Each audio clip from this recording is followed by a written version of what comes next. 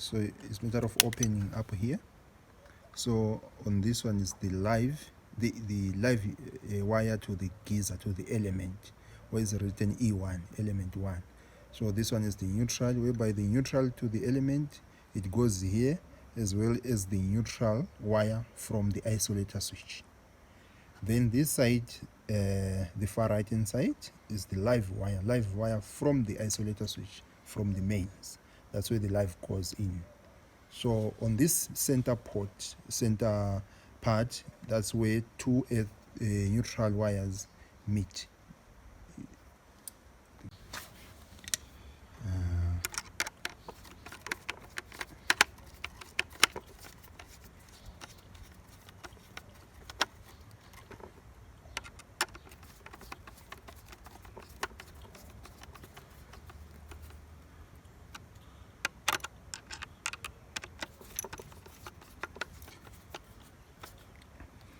Okay, so this one is the live from the isolator switch from the mains.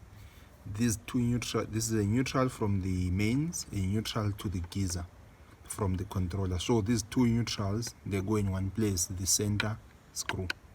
Then this element, this is an element live wire from the controller to the element, as you can see, all the way to the element.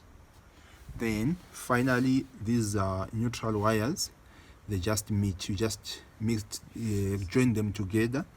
You can use a ferro or any cable connector and so forth. You just join together the earth wires like that. So there is no earth wire which goes into the controller. You just join them together outside of the controller. The one from the mains and the one to the geyser. Just like that. You can either use this cable connector or the ferro. So yeah, this wire is the one which is coming from the isolator switch. Let's say here there is an isolator switch, or from the mains. It goes in like that into the controller.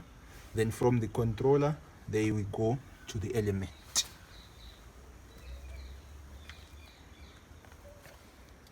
There is this mid geyser temperature sensor, which senses the temperature of your water temperature of your geyser, the actual temperature which is in your geyser. Where does it go? It goes here. First of all, you pull out the thermostat a bit. Then just above where the thermostat goes in, first of all, you stick a bit of silicone just for heat transfer. Then you stick this sensor where the silicone is, just like that. And then there is this sticky insulation which we then stick on top of that, so that it reaches the correct temperature. You just stick it like that. You can do 2 or 3 layers on top of that one.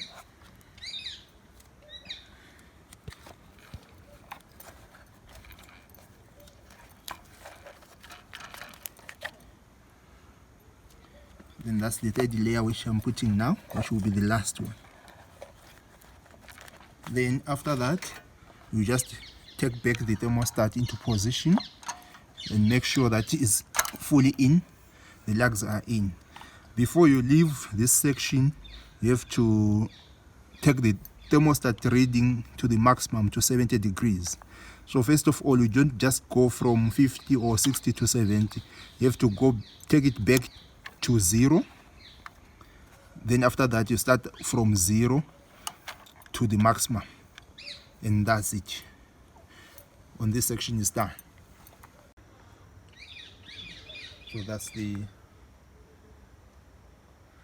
setup of electrical connections before the sensors. So this is the mid geyser temperature sensor, which is for the temperature of water in the geyser. So as you have seen how I did insert it there into the element flange, onto the element flange. So you have to make sure that the element cover is put in place properly. That helps in terms of insulation. There is no any heat loss. It will sense the right temperature. So after that, you just plug it where it's written element. So that's the port where this sensor should go. That's the first one there. Just plug it and make sure that it's plugged properly. After having inserted that, this is the manifold temperature sensor. It has got a yellow tag this side as well as that side where the sensor goes. So you just plug it here where it's written manifold. That's the manifold temperature sensor. You just insert it where it's written manifold, and just make sure it's in properly. This is the lux sensor, which you have to, when you fit it, it has to face the direction where the solar collector is facing. It could be northeast, north, or northwest. So it has to face exactly the direction where the solar collector is facing. Now I'll show you how to fit it on the manifold. First of all, you must have the sensor. You must have this little black bracket and the stainless screw, which you'll be supplied with. Okay. First of all, you clip this, you put the sensor here, then it will rest nicely on the bracket. You then take it to the manifold, just behind here. You can use a little screwdriver just to make sure that this screw goes in easily. You can go wherever you want to set it and just do like that, just to open a way for it. Then you just plug it in.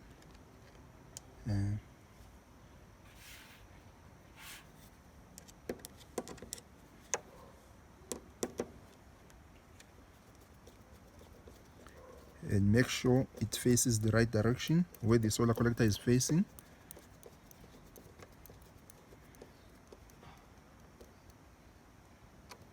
Like that. Then finally you have to make sure you hold it in position with the sticky tape.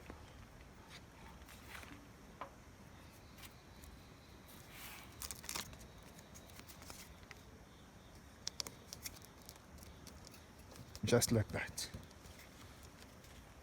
Yes, after having done that, the lux sensor, this color which you'll find here, it will be the same color which you'll find wherever at the far end of the control of the sensor.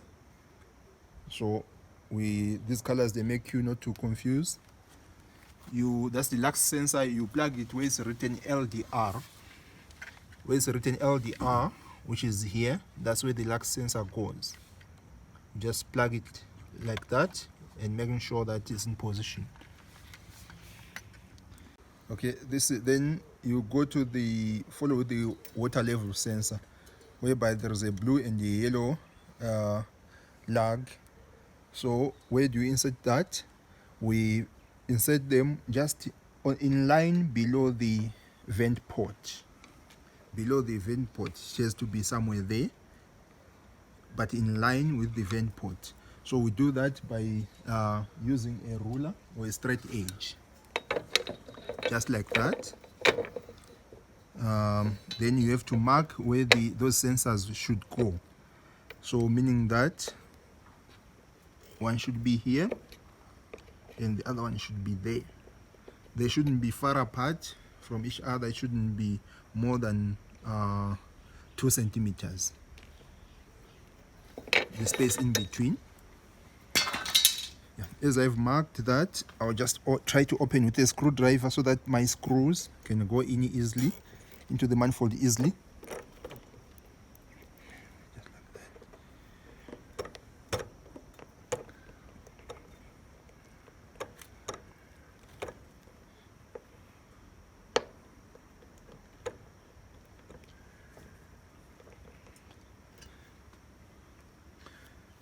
Then that's how we insert it. We put the screw, the stainless steel screw first. Then there is this little washer. That's the one which you You insert in between, just like that, so that the lug is in between the screw and the washer.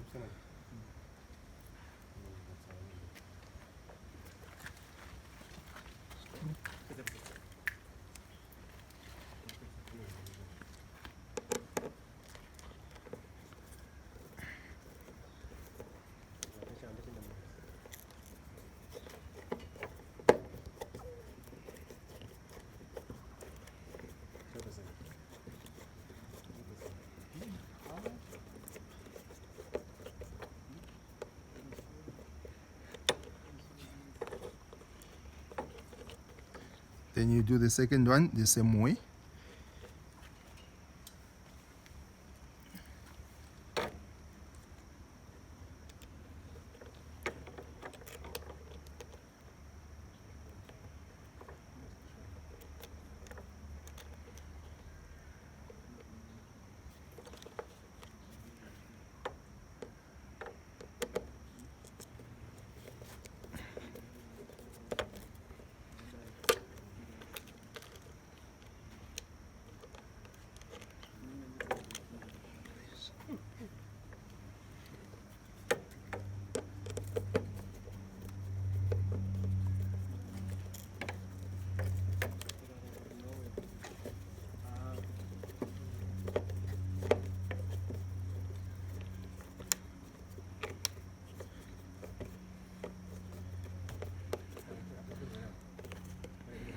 So the water level sensors should go there, over there.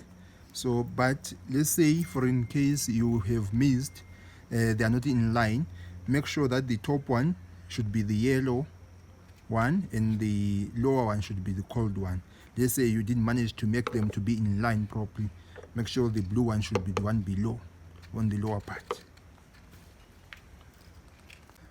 I just want to show you where you have to plug it on the unit, on the controller. As you can see, it's got yellow and blue stickers, which shows you that is the water level sensor, for you not to make a mistake. It goes where it is written water level, but the word level is a bit hidden, but the way it's written water, that's where you plug it. Just make sure it's plugged correctly. So on here, on these ports, that's where the pump is going, the pump, the PV panel, and the solenoid valve. So the first two ports are for the PV panel, which is that one. That's where the PV panel goes. So the plus, the polarity, the plus is on the left hand side and the minus is on the right hand side. So first of all, I'll insert the plus terminal, whereby on this one you don't need a screw. If you do have a bit hard fingers, you can just push, this one in, insert the wire and then lift it. So the wire is in position, then you follow with the minus one. You just push again like that. Then after that, you just make sure that they're in position, they are not loose. This white cable is for the anti-siphon ball valve, and this one is for the pump. So you have to join them together. How? The plus, the positive for the anti-siphon should join to the positive for the pump. That's the same way you should do on the negative side. Then you have to join the wire which goes to the controller, extending it if it's far away from these units. So you just join them like that.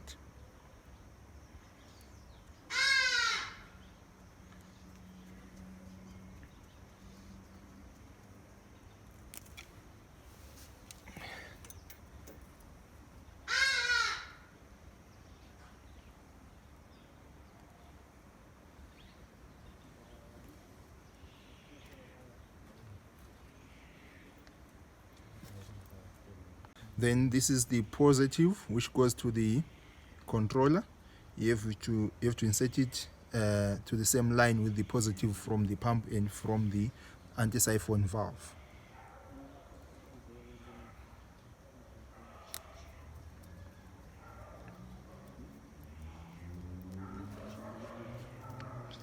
same way on this side.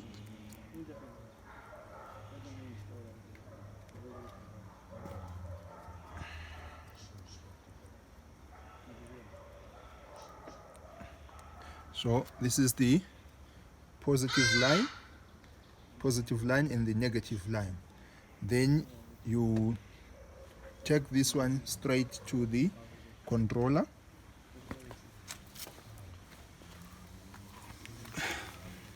Whereby, as I said, the positive one is on the left hand side, the negative one is on the right hand side. So the positive one, you just do the same way we did on the PV panel. You just push this in, down, and insert the wire. That follows to the negative one. Then make sure the wires are in position. To the solenoid valve. On the solenoid valve itself, it must have these lugs. You have to crimp them in. On the solenoid itself, there is no polarity issue. You can plug either this one there or there. That it doesn't matter. So you just push these lugs in like that.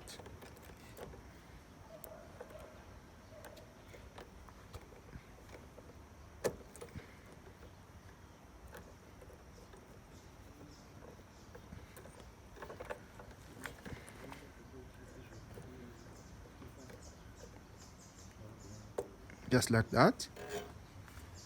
Then you take these wires straight away to where the solenoid should go.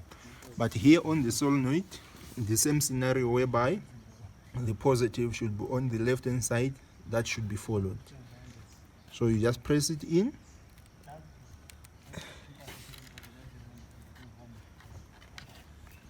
So you press this one down and then push the wire inside the port. Then after that, make sure that is into position by trying to pull it out. Then on this, the solenoid valve, as you can see, is white. So it's not UV protected. So this white plastic is not safe if it's exposed. So what one can do, you can get a spray paint and spray the white part of the solenoid valve. Or maybe possibly if you do have a neat cover whereby you can just protect it from UV, that would be great. That's all the rubber. All the rubber, the white, just the white part of the solenoid valve. So this is the night solar transformer, whereby this side there is it looks like a plus and a minus. You can call it live and neutral, doesn't matter. That's the same way this side there is a plug which is easy to plug it in. So I'll start off with this side, which is a bit difficult. So you go to the controller, where it's written on the side, even despite it's not that clear, there is the live and the neutral, LN. So this orange or almost orange color, that's the one which goes to the live side. So the black one goes to the neutral. You just plug them in like that. As you can see, this orange like cable, that's the one which goes to the right hand side where it's written neutral live. Then the black one goes to the neutral. After that, you take this plug all around to where it's written auxiliary or aux. That's this plug. You just plug this one in there and make sure that is in position, or maybe even use a screwdriver to push it in because the space is a bit tight. So now it's in position. So this night solar, that's how it goes. So this unit, as we have just installed it, everything, you just cover the unit just like that. So it can only remain like that if it's inside the roof. If it's outside the roof, the whole unit, including this transformer, should be in a weather box whereby everything can fit inside. It should be in a weather box if it's exposed. It can remain like this only if it's inside the roof, whereby one should mount it wherever it's suitable. The element mid-geyser temperature sensor on the integrated system, where does it go? It goes on the female port where the heat pipe riser goes, just next to that female port. You just first of all you pull out the evacuated tube and the heat pipe riser, then stick that mid-geyser element sensor first. After that, you push back the tube. The thickness of the sensor won't even affect the tube or the space for the tube to go in.